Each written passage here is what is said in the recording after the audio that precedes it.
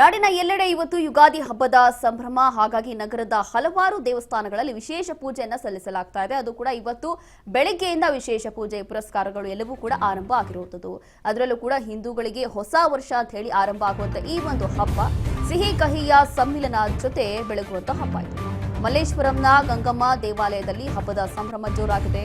ದೇವರಿಗೆ ವಿಶೇಷ ಹೂವಿನ ಅಲಂಕಾರ, ಪಂಚಾಮೃತಾಭಿಷೇಕ, ರುದ್ರಾಭಿಷೇಕ ಮಾಡಲಾಗ್ತಾ ಇದೆ.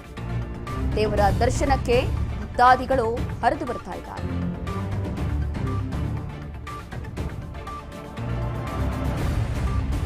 ಇವತ್ತು ನಾಡಿನ ಎಲ್ಲೆಡೆ ಯುಗಾದಿ ಹಬ್ಬದ ಸಂಭ್ರಮ ಮನೆ ಮಾಡಿದೆ. ಇನ್ನು ನಮ್ಮ ಬೆಂಗಳೂರಲ್ಲೂ ಕೂಡ ನಗರದ ಹಲವು ದೇವಸ್ಥಾನಗಳಲ್ಲಿ ವಿಶೇಷ ಪೂಜೆಗಳು ಮಾಡಲಾಗ್ತಾ ಇದೆ. ಇವತ್ತು ಬೆಳಗ್ಗಿನಿಂದ ಸಿಹಿ ಕಹಿಯ ಜೊತೆ ಬೆಳಗುವಂತ ಈ ಹಬ್ಬ.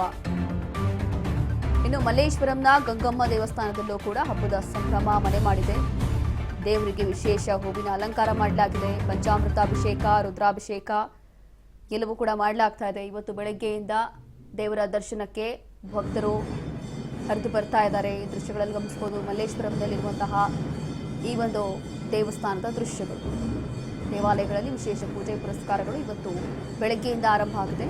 ಹಿಂದೂಗಳಿಗೆ ಹೊಸ ವರ್ಷ ಅಂತ ಹೇಳಿ ಆಚರಿಸುವಂಥ ಈ ಹಬ್ಬ ಎಲ್ಲೆಡೆಯೂ ಕೂಡ ಇವತ್ತು ಮನೆ ಮಾಡಿದೆ.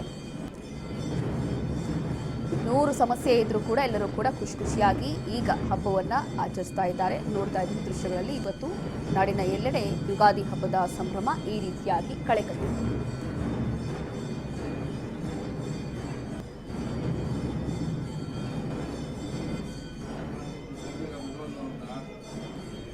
ನಗರದ ಹಲವಾರು ದೇವಸ್ಥಾನಗಳಲ್ಲಿ ಈ ರೀತಿಯಾಗಿ ಇವತ್ತು ಬೆಳಗ್ಗೆಯಿಂದಲೇ ವಿಶೇಷ ಪೂಜೆ ಪುರಸ್ಕಾರಗಳು ನಡೀತಾ ಇದೆ. ಅದರಲ್ಲೂ ಕೂಡ ವಿಶೇಷ ಅಲಂಕಾರಗಳನ್ನು ಮಾಡುವ ಮೂಲಕ ಈ ರೀತಿಯಾಗಿ ಪೂಜೆಗಳು ಹಾಗೂ ದೇವರ ದರ್ಶನಕ್ಕೆ ಇವತ್ತು ಈ ಒಂದು ಹಬ್ಬದಂದು ಎಲ್ಲರೂ ಕೂಡ ಭಕ್ತರು ಹರಿದು ಬರ್ತಾ ಇದ್ದಾರೆ.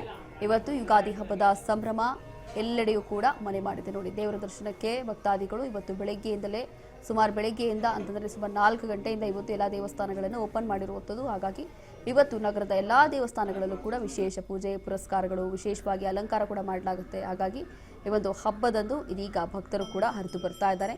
ಸಿಹಿ ಕಹಿಯ ಸಮ್ಮಿಲನ ಅಂತ ಹೇಳಿ ಹೇಳುವಂಥ ಈ ಹಬ್ಬ ಎಲ್ಲೆಡೆಯೂ ಕೂಡ ಇವತ್ತು ಮನೆ ಮಾಡಿದೆ. ಒಂದು ಕಡೆ ಬೆಲೆ ಏರಿಕೆ, ಮತ್ತೊಂದು ಕಡೆ ಹಬ್ಬದ ವಾತಾವರಣ.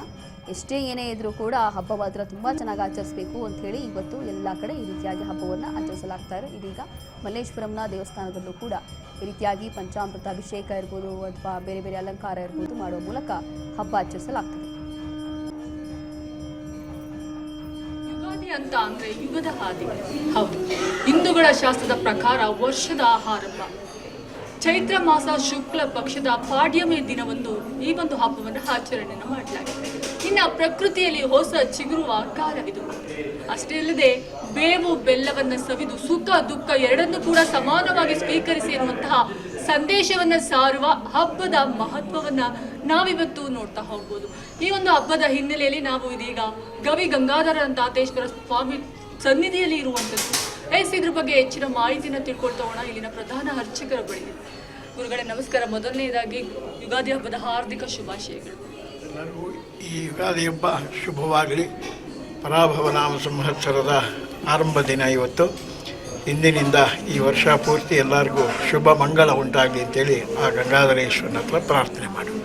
ಇನ್ನು ಗುರುಗಳೇ, ಸಾಮಾನ್ಯವಾಗಿ ಯುಗಾದಿ ಅಂತ ಅಂದ್ರೆ ಯುಗದ ಆರಂಭ, ಯುಗದ ಆದಿ ಅಂತ ಕರಿತೀವಿ.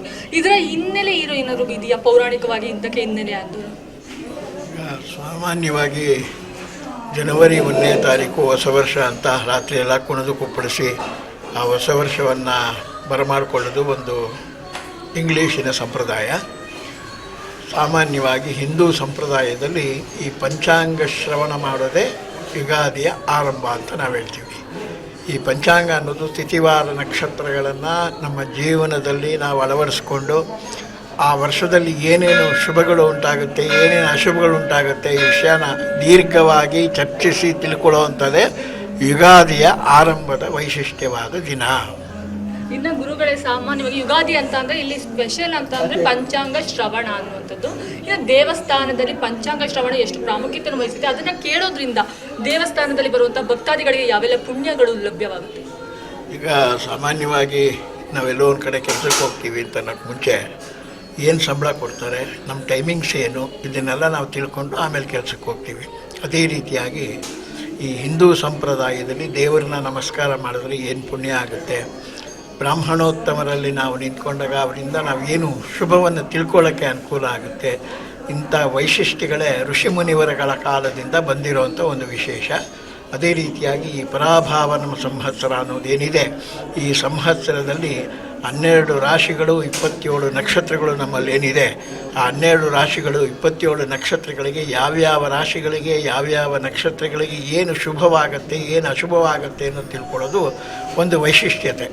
ಈ ಶುಭವಾಗತ್ತೆ ಅಂತ ತಿಳ್ಕೊಂಡಾಗ ಈ ವರ್ಷದಲ್ಲಿ ನನಗೆ ಶುಭವಾಗಿದೆ, ಒಳ್ಳೆ ಕೆಲಸ ಕಾರ್ಯ ಸಿಗುತ್ತೆ, ಒಳ್ಳೆಯ ಯಾತ್ರೆಗಳು ಸಿಗುತ್ತೆ, ದೇವರ ದರ್ಶನಗಳು ಸಿಗುತ್ತೆ, ಯಜ್ಞ ಯಾಗಾದಿಗಳನ್ನು ದರ್ಶನ ಮಾಡೋ ಪುಣ್ಯ ಸಿಗುತ್ತೆ, ಒಳ್ಳೆಯ ಪುಣ್ಯ ಮಿತ್ರರ ಸಂಪರ್ಕ ಸಿಗುತ್ತೆ ಅನ್ನೋದನ್ನು ಸಂತೋಷ ಪಡ್ತೀವಿ. ಏನೋ ಒಂದು ತೊಂದರೆ ಆಗುತ್ತೆ ಅಂದರೆ ಪರಮಾತ್ಮ ತೊಂದರೆಗೆ ನಾನು ಈಡ್ಪಡ್ದಿರಂಗೆ ನನ್ನನ್ನು ದೂರ ಮಾಡಪ್ಪ, ತೊಂದರೆಯಿಂದ ನನ್ನನ್ನು ಕಾಪಾಡಪ್ಪ ಅಂತೇಳಿ ಈಶ್ವರನ ಪ್ರಾರ್ಥನೆ ಮಾಡೋದೇ ವೈಶಿಷ್ಟ್ಯತೆ. ಆದ್ದರಿಂದ ಶುಭಾಶುಭಗಳನ್ನು ಎರಡೂ ಈಶ್ವರನ ಅಪ್ಪಣೆ ಮೇರೆಗೆ ನಾವೇನು ನಡೆಸ್ತೀವಿ ಅದೇ ಈ ಪರಾಭವನಾಮ ಸಂವತ್ಸರ. ನೋಡಿದ್ರಲ್ಲ ವೀಕ್ಷಕರ, ಗುರುಗಳು ತುಂಬಾ ತೂಕದ ಮಾತುಗಳನ್ನ ಆಡಿದ್ದಾರೆ. ಕೆಲವೊಂದಷ್ಟು ಕಹಿಗಳನ್ನ ಮರೆತು ಸುಖದ ದಿನಗಳನ್ನ ಸ್ವೀಕಾರ ಮಾಡ್ತಾ, ಅದ್ರ ಜೊತೆಗೆ ಸುಖ ಬಂತು ಅಂತ ಹೇಳ್ಬಿಟ್ಟು ನಮ್ಮ ಕಷ್ಟದ ದಿನಗಳಲ್ಲಿ ಕಲಿತ ಪಾಠವನ್ನ ಮರಿಬಾರ್ದು ಅನ್ನುವಂಥ ಸಂದೇಶವನ್ನ ತಿಳಿಸ್ಕೊಟ್ಟಿದ್ದಾರೆ. ಕ್ಯಾಮ್ರಾಮನ್ ಕಿರಣ್ ಜೊತೆ ವಿನುತಾ ಎಚ್, ರಾಜ್ ನ್ಯೂಸ್ ಬೆಂಗಳೂರು.